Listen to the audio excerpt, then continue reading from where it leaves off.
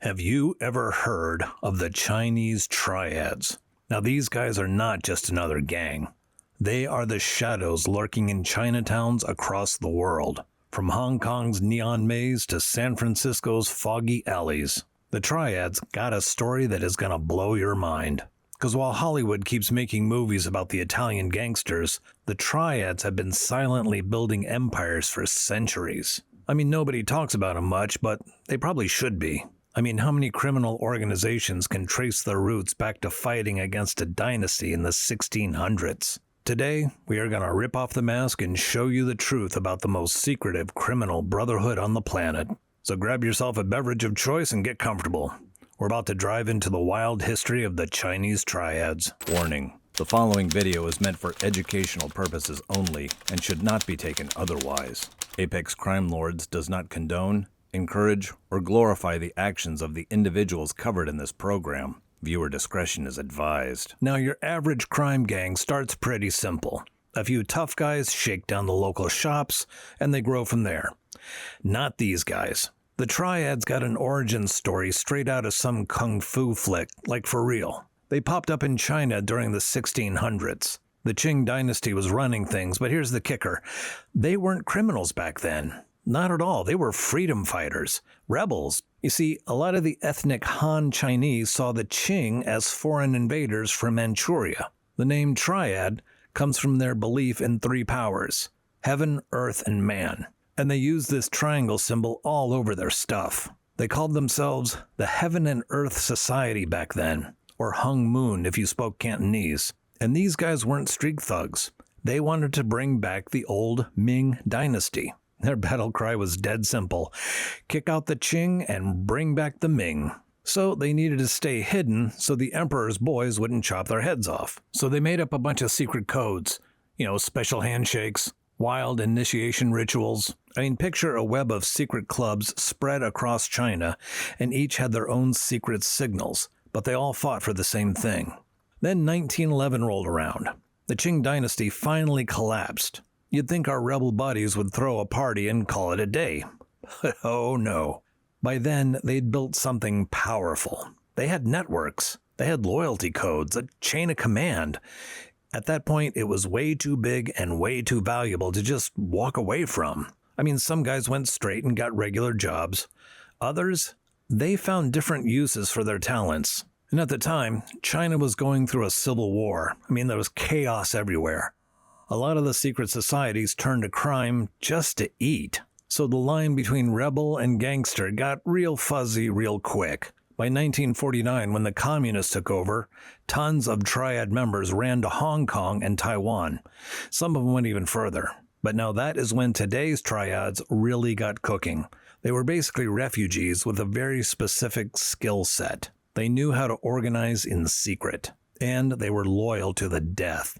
And they didn't mind breaking rules. And post-war Asia had plenty of work for folks like that. Now, what really sets the Triads apart from your average street gang, it's not just their history, it's their rituals and structure. These guys took the secret society stuff pretty seriously. We're talking elaborate initiation ceremonies that would make a college fraternity look like kindergarten playtime.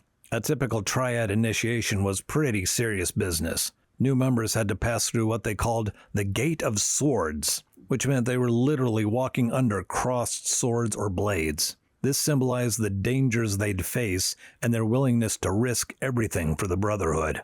And then came the blood oath. The new guy would mix a few drops of his blood with wine, sometimes with animal blood thrown in there too, and then everyone would drink it. It's like the world's worst cocktail, but it sealed the deal. And during the ceremony, the recruit would have to recite 36 oaths. Now, you heard me correctly, 36 separate promises. A lot of them ending with graphic descriptions of what would happen if they broke their word.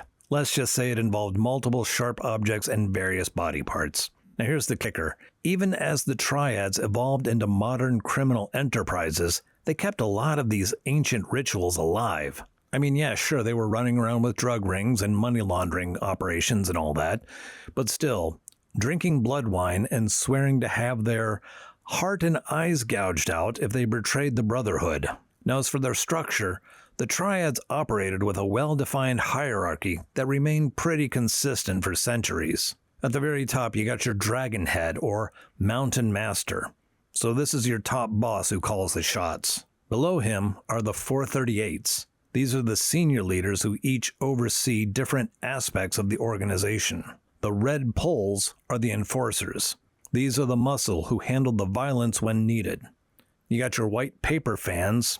They're your money managers and legitimate business guys. And Straw Sandals. They're the messengers and liaison officers who keep information flowing. At the very bottom, you got your regular members, the 49s. That's a number with special significance in Triad numerology. And below them are the Blue Lanterns. They're associates who aren't full members yet.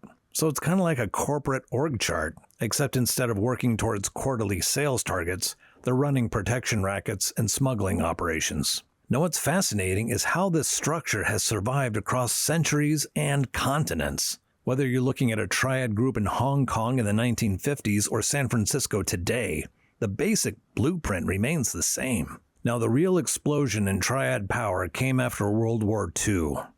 As Asia rebuilt, there were a lot of opportunities for people willing to operate in the shadows. When the Communist Party took over mainland China in 1949, there was a mass exodus of people to Hong Kong, Taiwan, and beyond. Among those refugees were many triad members bringing their organizations with them.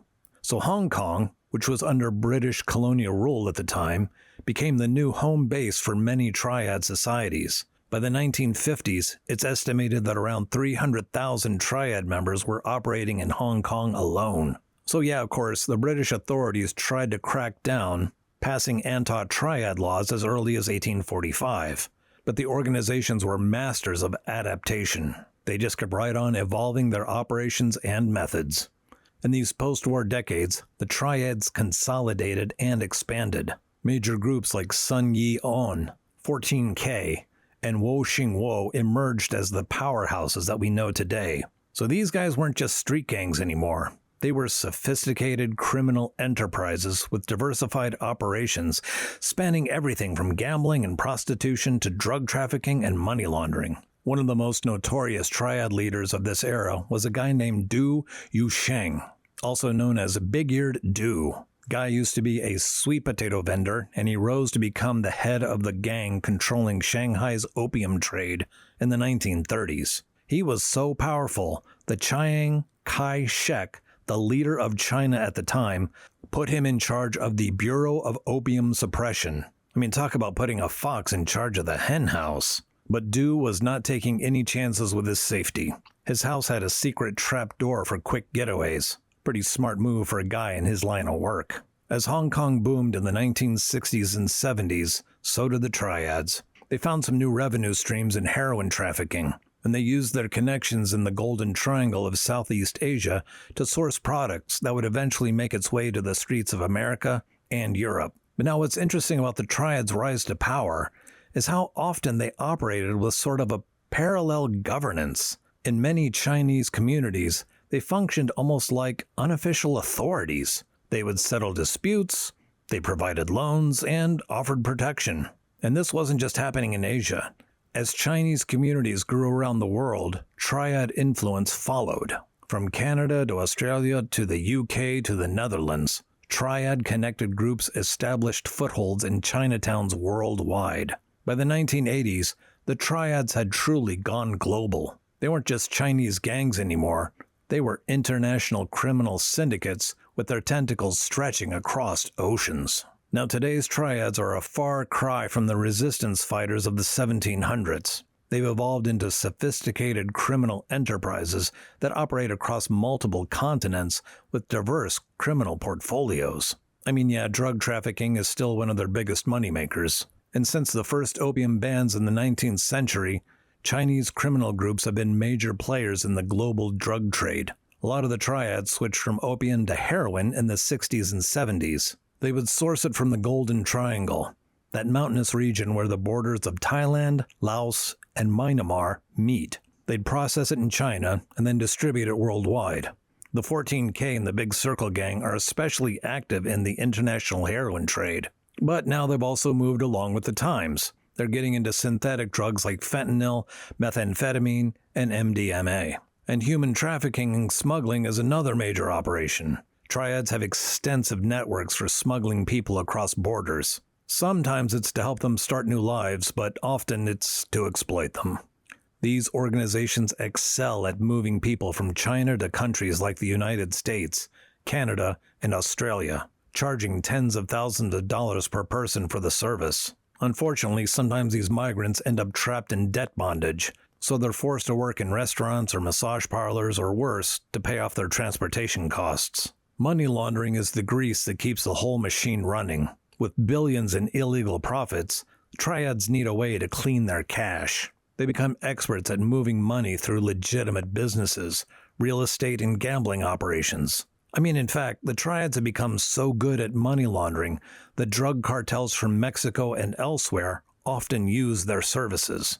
Like in Australia, for example, a Chinese syndicate called the Qing organization has reportedly laundered hundreds of millions of dirty money for various criminal clients.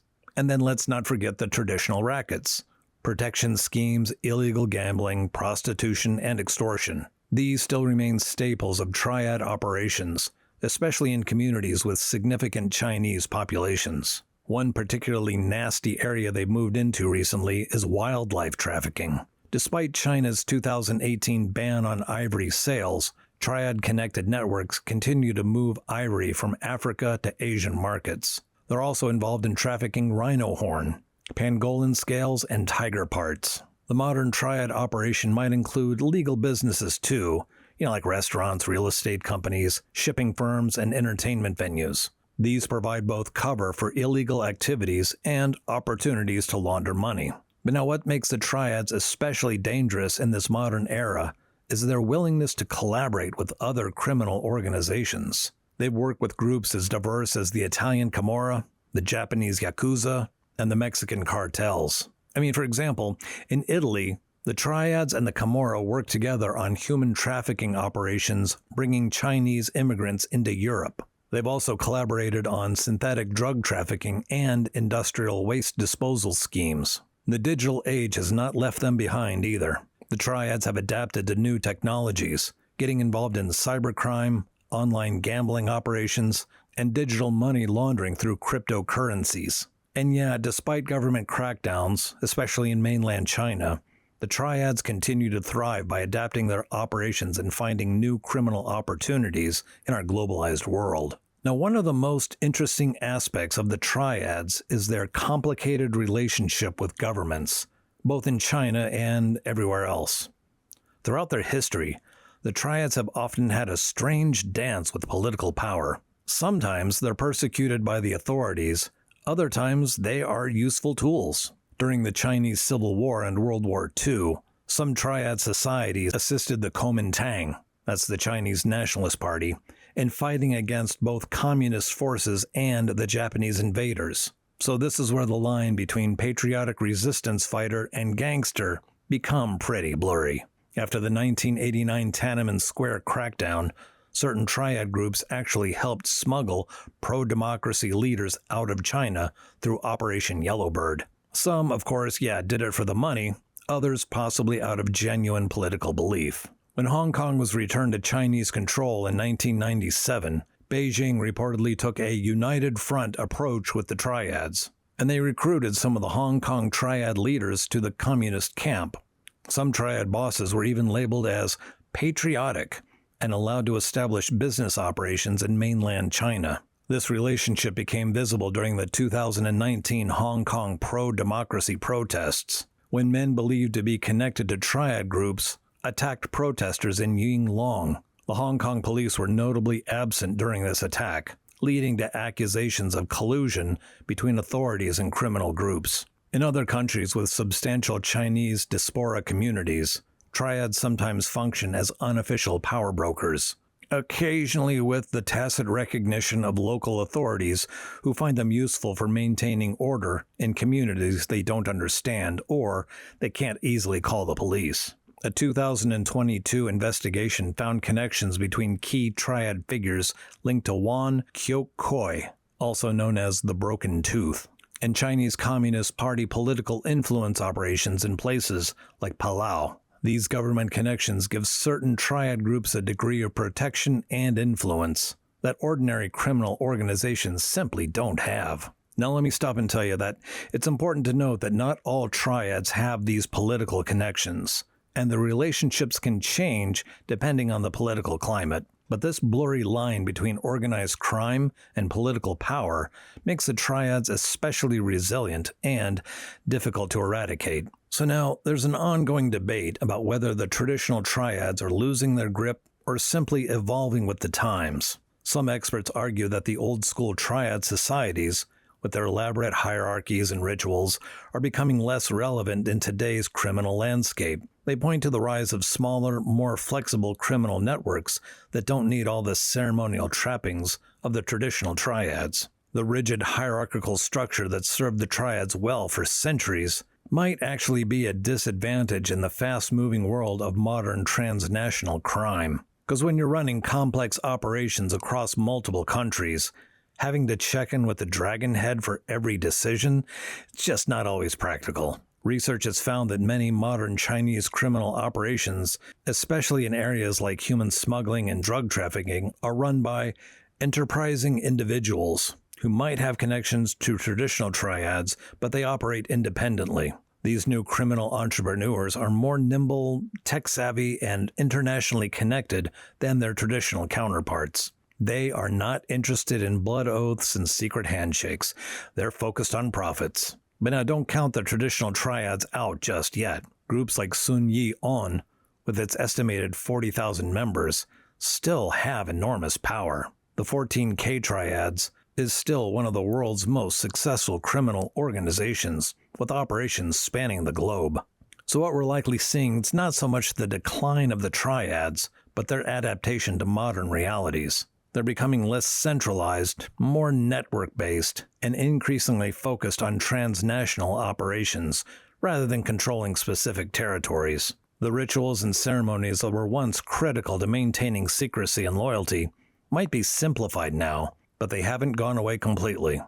They still serve an important purpose in binding members together and distinguishing triads from ordinary criminal gangs. And of course, law enforcement efforts have definitely had an impact. Hong Kong police report that triad criminal activities have declined since China resumed sovereignty in 1997. But now this could simply reflect the group's move to less visible operations or their expansion into the mainland and other regions. But now probably the most accurate view is that the triads are doing what they've always done best, adapting and changing to new circumstances. And just like they evolved from resistance movements to criminal enterprises in the past, now they're transforming from territory-based organizations to flexible transnational networks. So in this sense, the triads aren't declining, they're just changing form to survive in a new world, just as they have done for centuries. For law enforcement agencies around the world, trying to fight triad activities has required new approaches and international cooperation. Operations like Fire Phoenix in Hong Kong have targeted triad activities, with thousands of police officers involved and hundreds of arrests. But now the triads' ability to operate across borders and their deep roots in certain communities have made them particularly challenging to eradicate completely. Perhaps their most significant legacy is their remarkable longevity. Not many criminal organizations can claim a history stretching back centuries. The triads have survived dynasty changes, war revolutions, and globalizations, constantly adapting their operations while maintaining their core identity. This adaptability might be the most important lesson from the triad story. Organizations that can evolve with changing times, whether it's legitimate or criminal, those are the ones that endure. Now, as we look to the future, it seems certain that the triads will continue to transform themselves. They are always going to find new criminal opportunities and ways to evade law enforcement. The dragon heads may come and go, but the shadow of the triads seems likely to persist for generations to come. Next time on Apex Crime Lords, we're going to take a look into the wild world of Louis Costello from the Mongols Motorcycle Club. From humble beginnings to becoming one of the most feared members of the notorious outlaw motorcycle gang, Costello's story is filled with adrenaline, brotherhood, and the dark side of the biker lifestyle. What drives a guy to pledge his life to a club that operates on the fringes of society? And how did the Mongols become one of the most notorious motorcycle clubs in America? You're not going to want to miss this wild ride through the fast and dangerous world of outlaw bikers. Now, the legacy of the Triads goes way beyond their criminal operations. They've left an indelible mark on Chinese culture, global organized crime, and even international relations. In Hong Kong cinema, Triad stories have created their own genre. Films like Young and Dangerous, Election, and Internal Affairs, which was remade as The Departed in America. Now, all these films have depicted the Triad world with its complexity, violence, and strange codes of honor. These movies have shaped how the world sees the Triads. A lot of times they get romanticized as organizations with strict codes of brotherhood and loyalty, rather than just violent criminal gangs. The influence of the Triads on global organized crime can't be overstated. Their methods of operation, especially their skill at blending legitimate businesses with criminal enterprise, that has been studied and copied by criminal groups worldwide. And their approach to money laundering through real estate, gambling, and front companies has become a template for how to clean dirty money in the modern economy. The Triads also pioneered the kind of transnational criminal organizations we see so much of today. Way before the term globalization became fashionable, the Triads were operating across borders, exploiting gaps in international law enforcement and building worldwide networks. In terms of social impact, the Triads have played a complex role in overseas Chinese communities. At times, they've been exploitive and predatory, extorting businesses and trafficking vulnerable people. But then they've also sometimes functioned as informal security and dispute resolution mechanisms in communities that didn't trust or couldn't access official authorities. Do you think the Triads' ability to survive for centuries makes them more dangerous than newer criminal organizations? Or are they just more interesting to study? We've seen how the Triads evolved from freedom fighters to criminals. Now, are there other examples in history where a revolutionary group took a similar dark turn? And y'all know that Hollywood loves making movies about the Italian Mafia, but not so much about the Triads. So why is it that the Chinese organized crime doesn't get the same amount of screen time? And some communities actually relied on Triads for protection and dispute resolution when official channels failed them. So does this make them a necessary evil in certain situations? And what do you think is more dangerous, the old-school hierarchical Triads or the newer, more flexible criminal network that they're evolving into? And how about you? Have you ever encountered any Triad influences or references in your own community that you only later recognized after learning their history? So now how are the Triads going to be remembered? That's up for you to decide. If you got something to say, we'd love to hear it. Let us know what you're thinking in the comments section below. And we would love to have you part as our crew. Just smack that subscribe button on your way out. We'd appreciate it. Until next time, stay safe and stay dangerous.